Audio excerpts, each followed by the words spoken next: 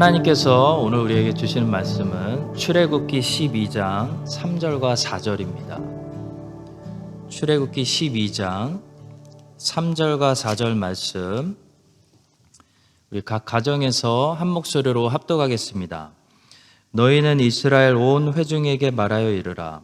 이달 열흘에 너희 각자가 어린 양을 취할지니 각 가족대로 그 식구를 위하여 어린 양을 취하되, 그 어린 양에 대하여 식구가 너무 적으면 그 집의 이웃과 함께 사람 수를 따라서 하나를 취하며 각 사람이 먹을 수 있는 분량에 따라서 너희 어린 양을 계산할 것이며. 아멘. 오늘은 너희 어린 양을 계산할 것이며 라는 제목으로 말씀을 전달하도록 하겠습니다. 이 본문에 나오는 어린 양은 당연히 유월절 희생 제물을 가리킵니다. 이 유월절 희생 제물은 세상 죄를 지고 가는 하나님의 어린 양, 세례 요한이 얘기했던 것처럼 하나님의 어린 양을 가리킵니다. 예수 그리스도를 가리키는 거죠.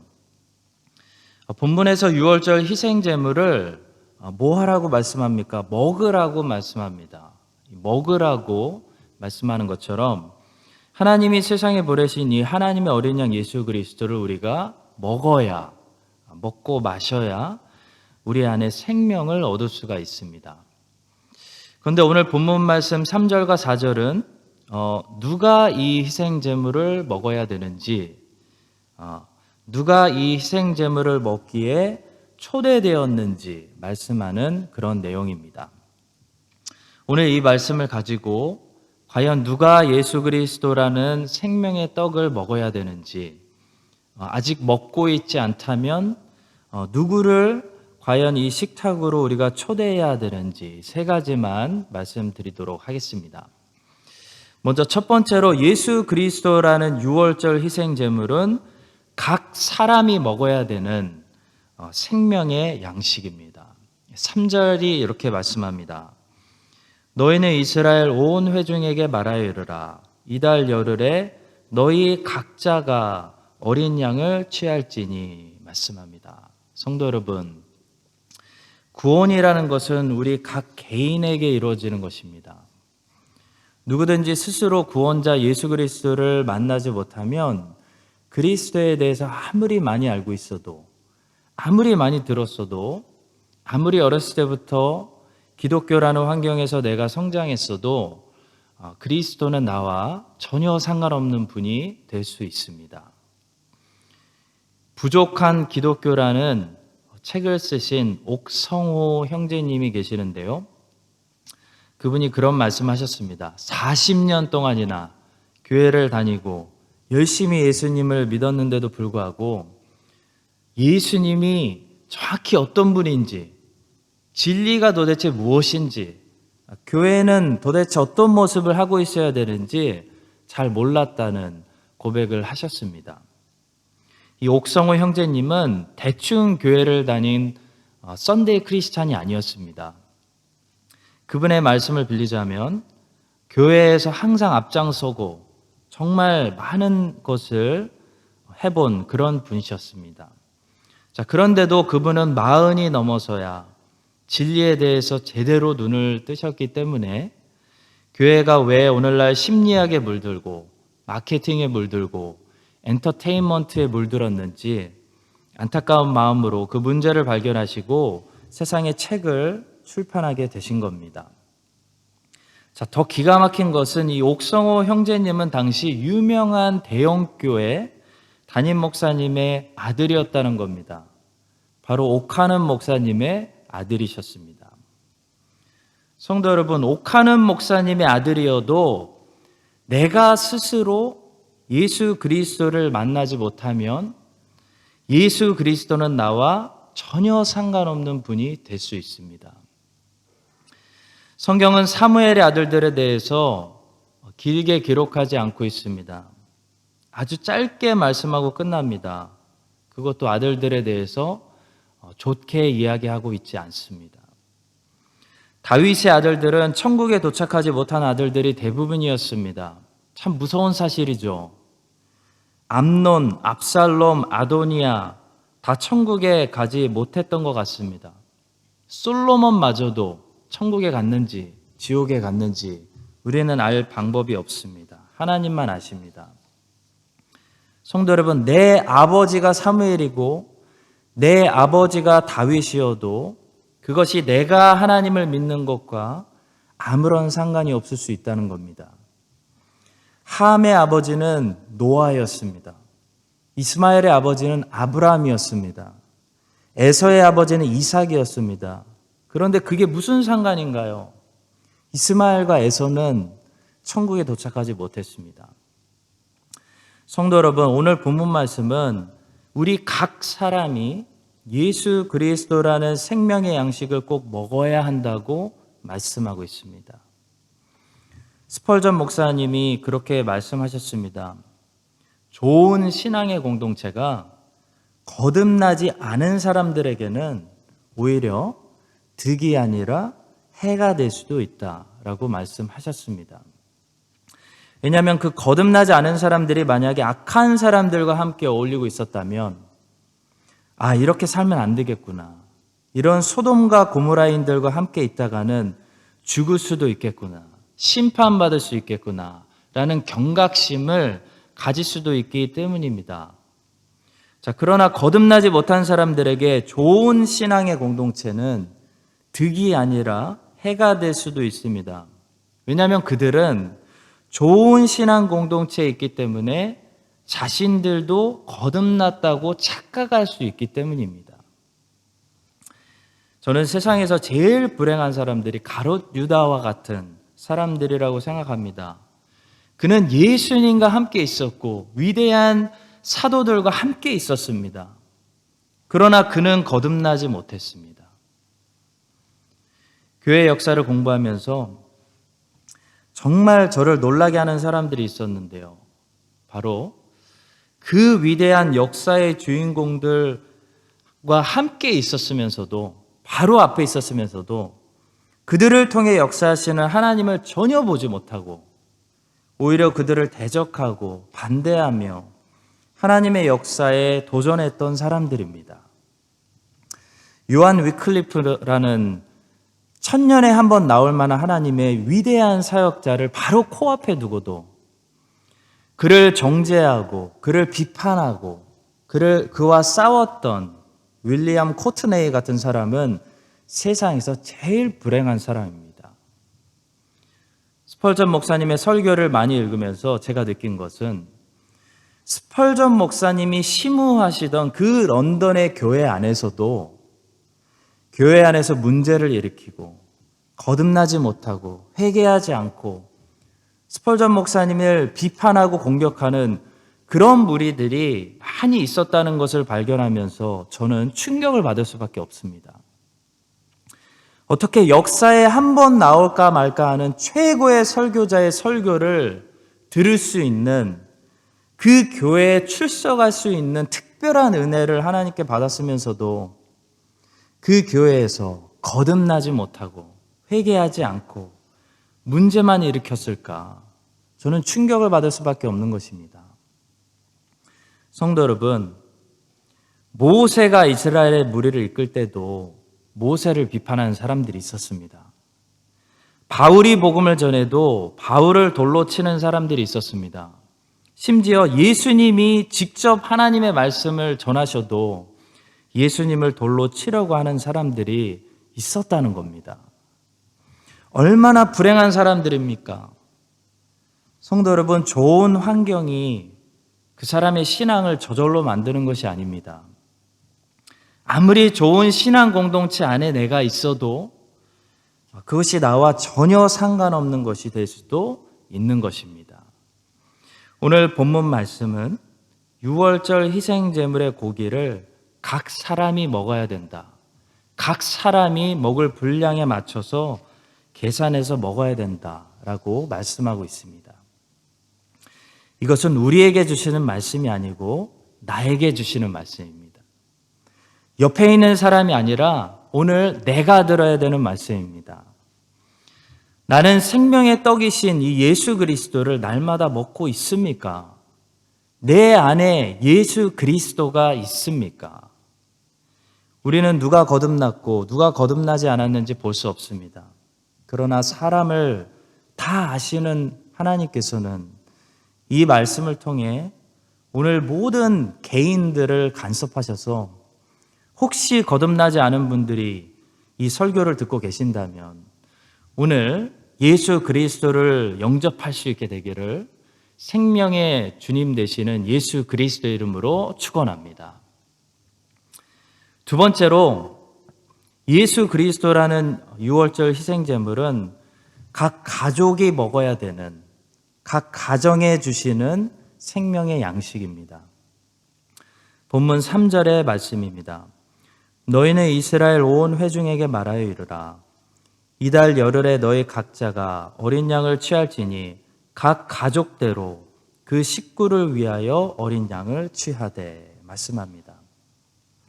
여러분, 하나님은 예수 그리스도를 통하여 나만 구원하시는 것이 아니라 나의 가족도 모두 함께 구원하시기를 원하십니다.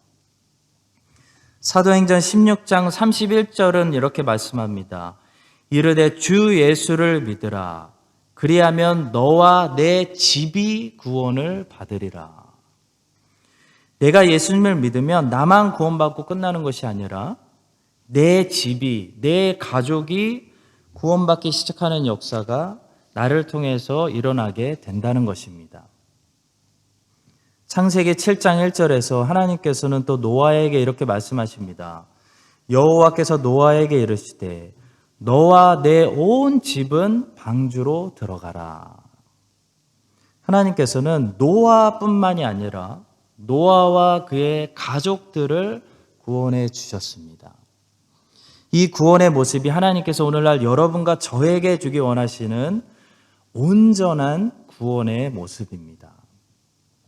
성도 여러분, 절대로 내 모든 가족이 함께 구원받을 때까지 내 구원이, 나에게 주신 은혜가 충분하다고 만족하지 마시기 바랍니다.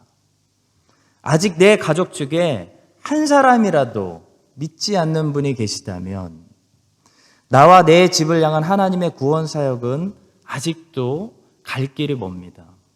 절대로 우리는 속력을 늦추거나 안주하거나 이 은혜로 만족해야 하면 안 되는 것입니다. 너와 내 온 집은 방주로 들어가라. 주 예수를 믿으라. 그리하면 너와 내 집이 구원을 받으리라. 이 말씀들을 가슴에 새겨야 됩니다. 그래서 내 사랑하는 모든 가족들이, 한 사람도 제외하지 않고 모든 가족들이 다 예수님을 믿고 방주로 들어갈 때까지, 구원받을 때까지 여러분과 제가, 먼저 믿게 된 여러분과 제가 포기하지 말고 기도하고 전도하고 재촉하고 하나님과 씨름해야 되는 것입니다. 디모데전서 5장 8절은 이렇게 말씀합니다. 누구든지 자기 친족, 특히 자기의 가족을 돌보지 아니하면 믿음을 배반하는 자요 불신자보다 더 악한 자니라. 가족을 돌보지 아니하면 불신자보다 더 악한 사람이 될 수 있다는 겁니다. 왜냐하면 불신자들은 모르니까, 가족들이 멸망당한다는 것을, 하나님의 진노가 그 머리 위에 있다는 것을 모르니까 전도를 안 하지만, 가만히 있지만, 믿는 자들은, 먼저 믿은 우리들은 가족이 저대로 가면 멸망당한다는 것을 알지 않습니까? 또 하나님의 진노가 그 위에 여전히 머물러 있다는 것을 알지 않습니까? 아는데 가만히 있으면 그것이 하나님 보시기에 불신자보다 더 악할 수 있다는 것입니다. 성도 여러분, 우리 모두가 첫 번째로는 내가 예수님을 과연 진짜로 영접하고 거듭난 사람인지, 예수 그리스도가 내 안에, 우리 교회가 아니라 내 안에 있는지를 점검해야 되고요. 두 번째로는 내 사랑하는 가족부터 전도해야 됩니다. 내 사랑하는 가족 안에 아직 거듭나지 못한 사람들이 있는지 찾아봐야 됩니다. 자, 이것을 하지 않고 먼 곳에 나아가서 먼 사람들을 전도하겠다고 하는 것은 사실 말이 되지 않습니다. 이 첫 번째와 두 번째를 점검하지 않고 열심히 선교하고 해외 선교하고 하는 것은 하나님 보시기에 모순이 있는, 순서가 맞지 않는 그런 모습이라고 할 수 있습니다. 자, 혹시 우리 가족 중에 아직 이 생명의 떡에 참여하지 않은 가족들이 있다면 너와 내 집이 구원받으리라. 너와 내 온 집은 방주로 들어가라. 라는 말씀이 이루어지기를 사모하셔야 됩니다. 자, 사도행전 10장에 보시면 성령 세례를 받은 최초의 이방인 고넬료의 이야기가 등장하는데요. 사도행전 10장에는 고넬료만 나오는 것이 아니라 고넬료와 함께한 모든 사람들, 특별히 고넬료의 가정의 모습을 우리에게 보여주고 있습니다. 자, 사도행전 10장 1절과 2절은 이 사람들을 우리에게 이렇게 소개합니다. 가이사랴에 고넬료라 하는 사람이 있으니 이달리아 부대라 하는 군대의 백부장이라. 그가 경건하여 온 지방과 더불어 하나님을 경외하며 백성을 많이 구제하고 하나님께 항상 기도하더니 라고 말합니다. 자, 고넬료는 온 지방과 더불어 하나님을 경외했던 사람이었습니다. 자, 하나님께서 베드로를 이 고넬료 앞에 보내셨을 때도 고넬료가 어떻게 했습니까?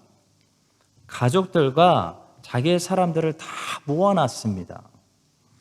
베드로가 그 이방인의 집에 들어갔더니 거기 많은 이방인들이 모여 있었다고 사도행전 10장 27절은 이렇게 말합니다. 더불어 말하며 들어가 여러 사람이 모인 것을 보고 베드로가 아마도 깜짝 놀랐던 것 같습니다. 갔더니 고넬료만 있는 것이 아니라 거기 많은 이방인들이 모여 있었다고 말합니다.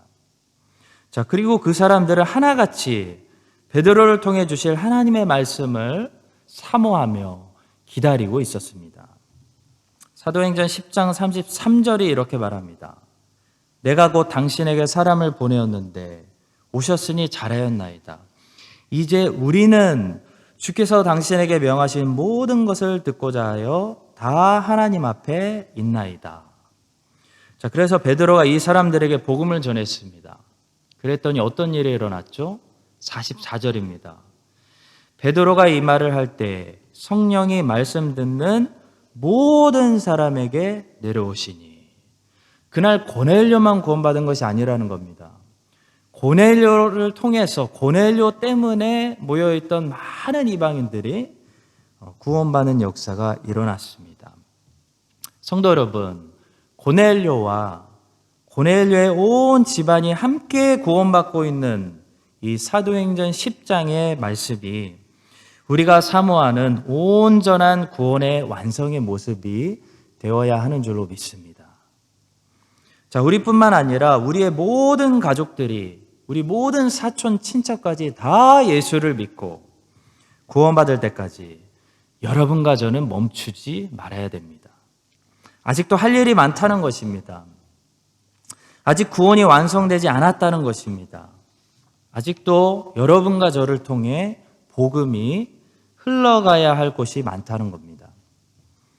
자, 사도행전 16장으로 또 가시면 바울과 실라가 빌립보 감옥에서 지진을 통해 풀려난 후에 그때 감옥을 지키던 간수장이 예수님을 영접하는 그런 일이 일어나는데요.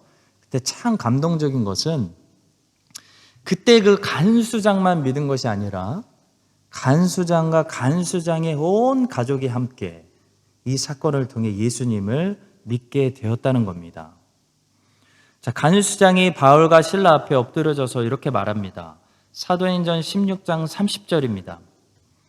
그들을 데리고 나가 이르되 선생들이여 내가 어떻게 하여야 구원을 받으리까 하거늘 바울이 대답합니다. 31절 이르되 주 예수를 믿으라 그리하면 너와 내 집이 구원을 받으리라 하고 32절 주의 말씀을 그 사람과 그 집에 있는 모든 사람에게 전하더라. 그랬더니 어떻게 됐습니까? 33절 그 밤 그 시각에 간수가 그들을 데려다가 그 맞은 자리를 씻어주고 자기와 그 온 가족이 다 세례를 받은 후 34절 그들을 데리고 자기 집에 올라가서 음식을 차려주고 그와 온 집안이 하나님을 믿음으로 크게 기뻐하니라. 그와 온 집안이 하나님을 믿음으로 크게 기뻐하니라. 이것이 최종 결론입니다. 이것이 저와 여러분이 도착해야 되는 최종 결론의 모습입니다. 성도 여러분, 올해가 다 지나가기 전에 여러분들이 여러분들의 믿지 않는 가족들에게 사랑으로 복음을 전도하여 성령님께서 그 마음을 녹여주시고 열어주셔서 여러분들의 온 가족이 오늘 이 고넬료의 가정처럼 또 빌립보 간수장의 가정처럼 온 가족이 하나님을 믿음으로 크게 기뻐할 수 있는 그런 은혜가 모든 가정마다 임하게 되기를 예수님의 이름으로 축원합니다. 자, 마지막 세 번째로 예수 그리스도라는 이 하나님의 선물, 유월절 희생제물은 우리의 이웃들과 나누어 먹어야 하는 그런 생명의 양식입니다. 본문 말씀 4절은 이렇게 말씀합니다. 그 어린 양에 대하여 식구가 너무 적으면 그 집의 이웃과 함께 사람 수를 따라서 하나를 취하며 각 사람이 먹을 수 있는 분량에 따라서 너희 어린 양을 계산할 것이며. 자, 이 말씀을 자세히 보시면 우리가 이웃에게 언제 나아가게 되는지, 어린 양의 양식을 이웃들과 언제 나누게 되는지 볼 수가 있습니다. 4절은 이렇게 말씀하죠. 그 어린 양에 대하여 식구가 너무 적으면. 자, 한마디로 어린 양이라는 음식은 충분히 있습니다.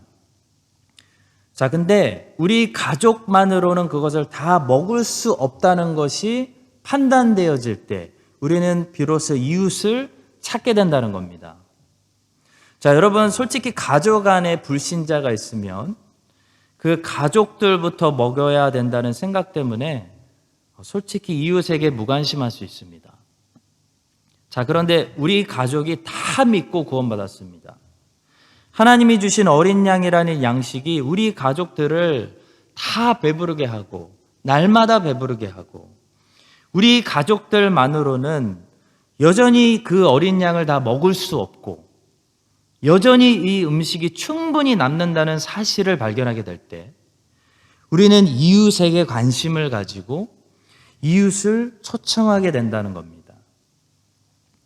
자, 성도 여러분, 유월절 어린 양은 먼저 우리 가족을 먹이기에 충분한 양입니다. 유월절 어린 양을 다 먹기에 식구가 부족할 수는 있어도 내 식구를 다 먹이기에 유월절 어린 양이 부족한 경우는 절대로 없습니다. 자, 오히려 내 가족을 충분히 다 먹이고 나의 온 가족을 다 구원하고도 이 유월절 어린 양이 남을 수가 있다는 겁니다. 남는다는 겁니다. 자, 그럴 때 이 유월절 어린 양을 남기지 말고 이웃을 찾아가서 이웃을 초청해서 하나님이 주시는 이 생명의 고기를 함께 나누라는 것이 오늘 말씀 안에 들어있는 교훈입니다. 자, 예수님의 제자 안드레는 자기가 먼저 예수님을 만나고 제일 먼저 자기의 가족, 자기 형제 시몬을 먼저 찾아갔습니다. 자, 그 다음에 등장하는 예수님의 제자 빌립은 자기의 친구, 자기의 이웃, 자기의 친구 나다나엘을 찾아갔습니다.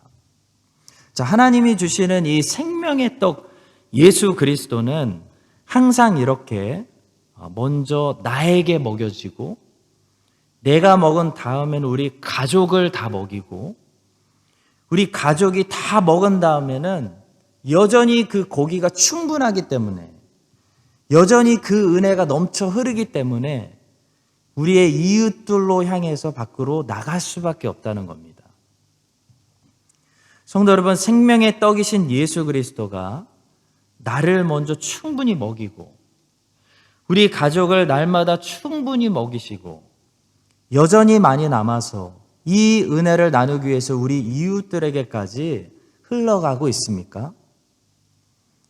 주기도문에 보면 예수님께서는 너희들은 이렇게 기도하라 라고 말씀하시며 하늘에 계신 우리 아버지라고 기도를 가르쳐 주십니다. 하늘에 계신 나의 아버지가 아니라 하늘에 계신 우리 아버지라고 말씀하십니다.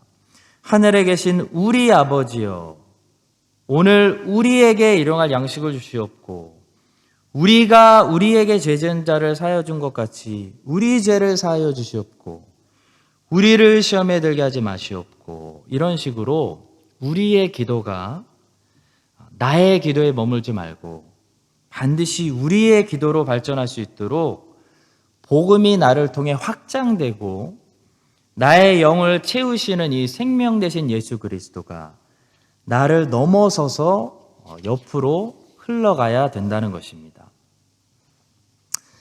한 작은 소년이 엄마에게 철로 역정에 나오는 인물들 중에서 엄마는 누구를 제일 좋아하세요? 라고 물었다고 합니다. 그랬더니 엄마는 아들에게 이렇게 대답했습니다. 그야 물론 크리스천이지. 그는 전체 이야기의 주인공이잖아. 라고 말했답니다. 자, 그러자 그녀의 아들이 이렇게 대답했다고 합니다. 엄마, 나는 크리스찬보다 크리스티아나가 더 좋아요. 왜냐하면 크리스찬은 순례를 떠날 때 혼자 떠났지만 크리스티아나는 자기 자녀들을 다 데리고 함께 떠났기 때문이에요. 이 말씀처럼, 이 이야기처럼 크리스티아나처럼 온 가족을 함께 데리고 순례 여행을 떠나는 거, 이것이 복된 삶입니다. 자, 찰스 스펄전 목사님이 이런 유명한 말씀을 남기셨습니다. 하나님 편에서 볼 때 영혼을 구원할 수 있는 최고의 적임자는 영혼들을 불쌍히 여기는 사람입니다. 저는 이 말씀을 듣고 한참 오랫동안 묵상했습니다. 영혼들을 불쌍히 보는 마음이 있어야 하나님이 주신 이 생명의 떡이신 예수님을 비로소 나눈다는 겁니다. 성도 여러분, 믿지 않는 아버지, 믿지 않는 어머니, 믿지 않는 남편, 아내, 자녀들을 당연히 우리는 인간적으로 당연히 사랑합니다. 왜 사랑하지 않겠습니까? 자, 그러나 그 영혼을 우리가 정말로 불쌍히 여긴다면 우리는 영혼의 생명 되시는 예수 그리스도를 전하게 될 것입니다. 아무리 인간적으로 사랑하고 인간적으로 효도해도 예수 그리스도를 전하지 않는 것은 그 영혼에 대한 긍휼함이 없기 때문입니다. 자, 아빠를 향한 사랑은 있을 수 있어요. 아들을 향한 사랑은 있을 수 있습니다. 그렇지만 아빠의 영혼을 향한, 그 아들의 영혼을 향한 긍휼함은 우리가 없을 수도 있는 겁니다. 자, 성도 여러분, 우리는 천국 가고 우리의 가족들은 지옥 간다면, 우리의 가족들은 우리 때문에 바로 코앞에서 구원을 놓쳐버리는 세상에서 제일 불쌍한 사람들이 되고 맙니다. 세상에서 제일 불쌍한 영혼들은 불뱀에게 물린 사람들이 아니라 놋뱀을 볼 수 있는 근접한 거리에 있었음에도 불구하고 놋뱀을 보지 않아서 죽은 사람들입니다. 놋뱀이 거기 존재했다는 사실을 듣지 못해서 쳐다보지 못한 사람들입니다. 자, 우리에게 영혼들을 정말 불쌍히 여기는 마음이 있다면 우리는 최선을 다해 복음을 전하게 될 것입니다. 예수 그리스도를 전도하게 될 것입니다. 자, 그리고 전도하고 우리의 무능력함 때문에 주저앉아서 울 것입니다. 여러분, 하갈이 이스마엘을 데리고 쫓겨나서 광야에서 물이 없어서 죽어가고 있는 아들 이스마엘을 보고 왜 울었습니까? 자기의 무능력함 때문에 내가 살리고 싶어도 살릴 수 있는 능력이 내게 없다는 그 무능력함 때문에 앉아서 대성통곡했습니다. 자, 우리가 아무리 노력해도 안 믿겠다고 하는 영혼들을 억지로 믿게 할 수는 없습니다. 그 능력이 우리에게 있지는 않습니다. 그것은 성령께서 하시는 일입니다. 자, 그러나 분명한 것은 우리가 죽어가는 영혼들을 정말로 긍휼히 여긴다면, 정말 불쌍히 여긴다면 우리는 먼저 최선을 다해 복음을 전도하고 예수 그리스도를 전도할 것이고, 그 후에 더 이상 어찌할 수 없는 우리의 무능력함 때문에, 믿게 해줄 수 없는 우리의 무능력함 때문에 하갈처럼 하나님 앞에서 대성통곡할 겁니다. 죽어가는 영혼들이 불쌍해서 대성통곡할 거란 것입니다. 자, 그러면 하나님은 절대로, 적어도 우리의 믿는 우리 자녀들의 눈물을 외면하지 않으실 거라고 믿습니다. 우리가 영혼들을 불쌍히 여기면 하나님도 우리와 그들을 불쌍히 여겨 주실 것입니다. 사랑하는 성도 여러분, 문제는 우리가 얼마나 믿지 않고 있는 영혼들을 진심으로 불쌍히 여기고 긍휼히 여기고 있냐는 것이죠.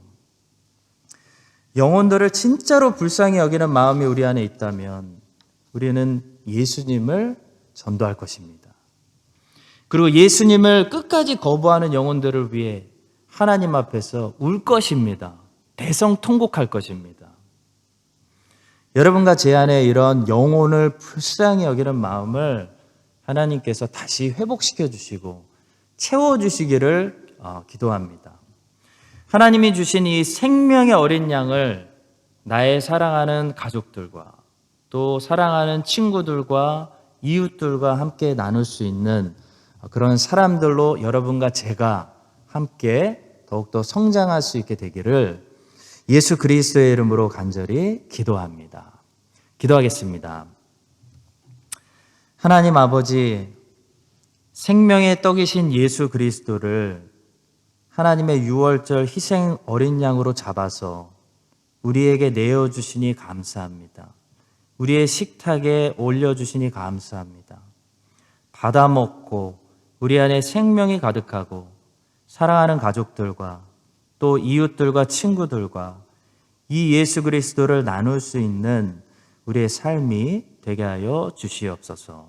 감사드리며 예수님의 이름으로 기도합니다. 아멘. 이제는 우리의 생명의 떡이 되시는 예수 그리스도의 은혜와 독생자를 아낌없이 내어주신 하나님 아버지의 무한하신 사랑과 성령님의 용기를 주시고 힘주시는 은혜의 교통하심이 오늘 말씀을 듣고 생명의 떡이 되시는 주 예수님을 날마다 먹고 마시며 그분을 나누기로 결단하는 모든 사랑하는 주의 자녀들 위해 이제부터 영원까지 함께 하시기를 간절히 축원드립니다. 아멘.